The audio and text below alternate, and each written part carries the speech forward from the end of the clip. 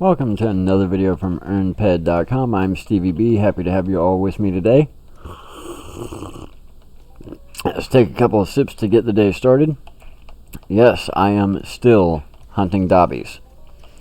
So today I wanted to make a video over a topic that I usually would not generally cover, but it's something that I want to put out there because it has implications for people who are just starting out or who are lower level, headed to higher level, that are thinking about making a bigger investment in the game. So I want to get the information out there. That way hopefully it can change the way you think about the game and maybe help you make smarter investments.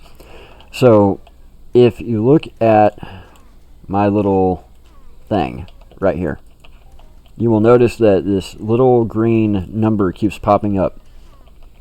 What is that little green number, and why is it popping up when all I'm doing is shooting stuff? Notice it keeps popping up every time I hit a mob. Every single hit that I land, that green number pops up. Well, that green number is lifesteal. So essentially what I am doing is, as I am dealing damage, I am also healing myself at the same time. It is calculating how much damage I'm doing to the mob, and then as I'm taking HP away from the mob, it's giving me a little bitty piece of that HP back. So that is essentially, in a nutshell, what lifesteal is and what it does. If we go to my rings, if we look at my Summer 17, you will see that the lifesteal is set to 1%. So for every 100 HP that I take out of a mob, I will heal 1 HP.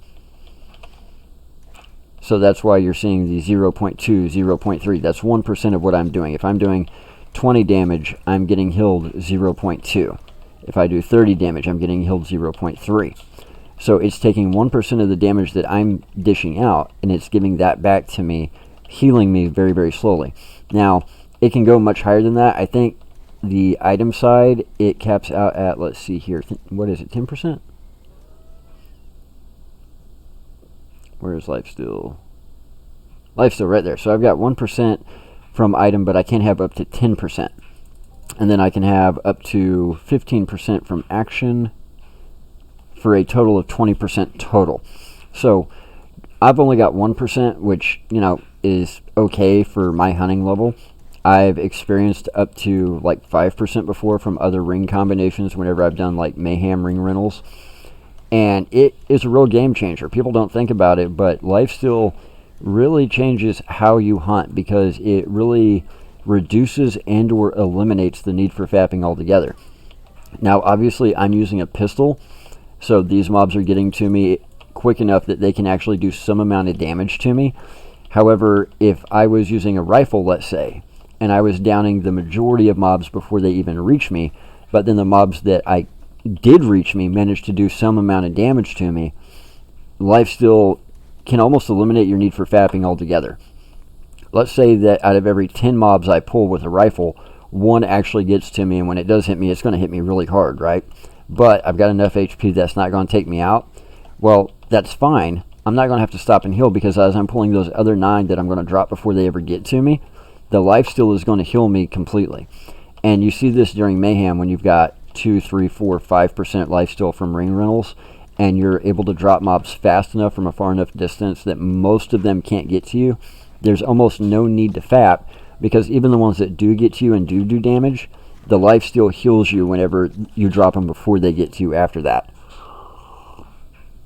So that can be a huge game changer. Think about how much the average low to mid-level player spends on fapping on a daily, weekly, monthly, yearly basis.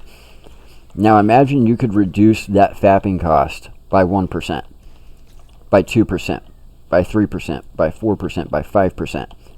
How much money would you be saving? And remember, just because it says 1%, 1% is actually not a very good calculation because, like I said, right now, as I'm hunting fowl and the fowl are getting to me and actually able to do damage to me, yes, that 1% is a pretty accurate number. But what about when I'm hunting something like mayhem creatures and one gets to me like a Mary Daikiba and it hits me for a total of 150 HP worth of damage? But then I'm able to drop 10 in a row before they even get to me and I'm fully healed up. So that 1% is actually worth quite a bit more than 1% in that instance, because I'm not having to FAP at all. I'm having to FAP 0 at that point. So it's essentially worth infinite at that point.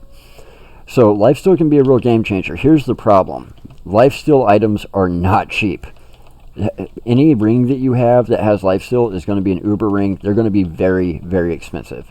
You're going to be bare minimum 10,000 ped. You're probably going to be closer to 15,000 ped, and then the number just goes up from there. Now, just because you have lifesteal doesn't mean you don't have to FAP at all. Obviously, when I get very, very close to death doing melee, we're using a pistol. Obviously, there is some amount of FAPing, but the amount of money that it saves you is still absolutely ridiculous. The cheapest lifesteal items in-game are actually going to be Mayhem Melee Amps. The Mayhem Melee Amps generally have lifesteal attached to them. Because of the high-level melee you're going to be doing, you're going to be taking a lot of damage. Therefore, the lifesteal really makes those amps worth having. I've seen higher-level players with higher-level melee skills use those amps very successfully while hunting and still need a FAPper for hire. So other than those limited Mayhem amps, when you talk about unlimited items that have lifesteal, you're going to be spending a pretty penny. There's actually a Vampiric Cloak of Lifesteal that is ridiculously expensive. I'm talking 20, 30, 40, 50,000 ped that only gives you, I believe, 1% lifesteal. So lifesteal is a very, very valuable thing to have. It's just very hard to get and very costly to get. But I wanted to make this video now because I wanted to kind of try and give you guys the basics of how it works.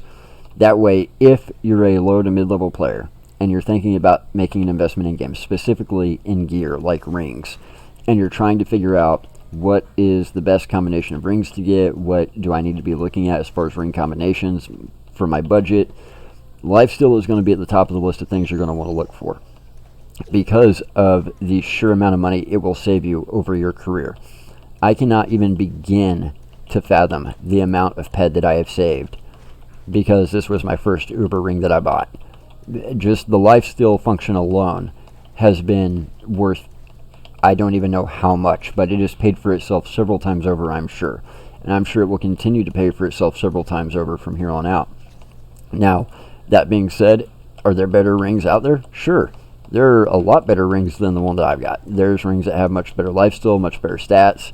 They actually made more or less a perfected version of my ring about a year after I bought it, which instead of maxing everything out at like 22%, maxes it out at the full 25% you can have from action.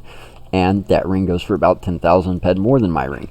There's a great combination of rings in game that is absolutely ridiculous when it comes to critical damage output, critical chance, and lifesteal. However, you usually can't touch that combination of rings for less than 60,000 ped, which is a little bit more than I'm willing to spend on 2 virtual rings. I do wish that Mindark would make a couple more Uber rings. I do like the fact that they have started to kind of specialize the Mayhem event rings toward people who are wanting specifically reload speed or toward people who are specifically wanting critical chance. I think it's great to have specialized items in game. I don't think every single Mayhem ring needs to be more powerful than the one before it. I don't think they all need to be ridiculously overpowered.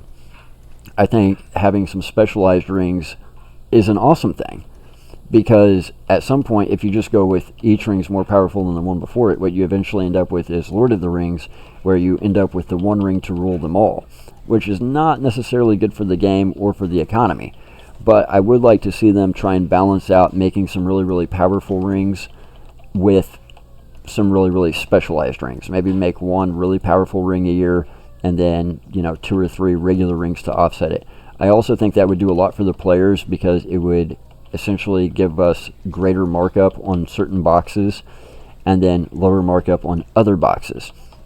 So it would be good for Mindark, it'd be good for the game, it'd be good for the economy, it'd just be good for everybody all the way around, because balance is everything. But if you are thinking about making a larger investment, if you're lower, mid-level, or even high level, and you're thinking about really taking the game seriously and really investing some serious money in game, specifically when looking at rings, be sure and look at the lifesteal. Be sure and figure out exactly which buffs matter most to you.